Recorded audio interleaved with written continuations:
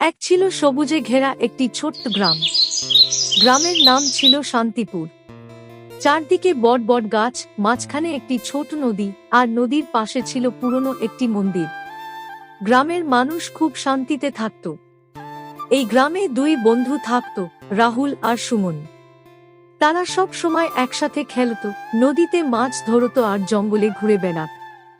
একদিন বিকেলে তারা নদীর পাশে বসে কথা বলছিল।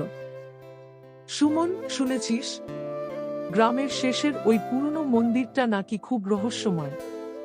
কেন? কি রহস্য? লোকজন বলে রাতে ওই মন্দিরে আলো জ্বলে আর অদ্ভুত শব্দ শোনা যায়। তুই এসব কথা কোথায় শুনলি? দাদুর কাছে।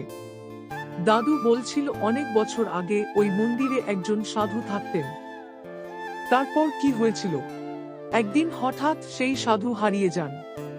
তারপর থেকেই নাকি ওই মন্দিরটা ভুতুড়ে বলে সবাই ভাবে। তাহলে কি আমরা গিয়ে দেখে আসব? হ্যাঁ, আজ রাতে চল। কিন্তু যদি সত্যি ভয়ঙ্কর কিছু থাকে? আরে সবই গুজব। সেই রাতে তারা দুজন চুপচাপ বাড়ি থেকে বের হলো।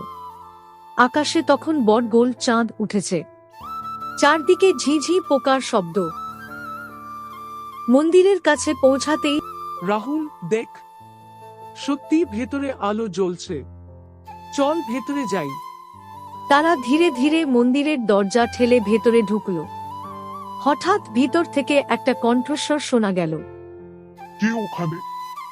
দুজনেই ভয়ে কেঁপে উঠল। কে? কে আপনি? আলোতে দেখা গেল একজন বৃদ্ধ মানুষ বসে আছেন। ভয় পেজো না, আমি এই মন্দিরের দেখাশোনা করি। আপনি এখানে থাকেন? হ্যাঁ, অনেক বছর আগে আমি এই মন্দিরে সাধুর সাথে ছিলাম। তাহলে সেই সাধু কোথায়? তিনি অনেক বছর আগে এই পৃথিবী ছেড়ে চলে গেছেন, কিন্তু আমি তার কথা রাখতে এই মন্দিরের যত্ন করি। তাহলে রাতে আলো জ্বলে কেন? আমি পূজা করি বলে। তাহলে গ্রামের সবাই ভুল ভাবছে। হ্যাঁ, অনেক সময় অজানা জিনিস মানু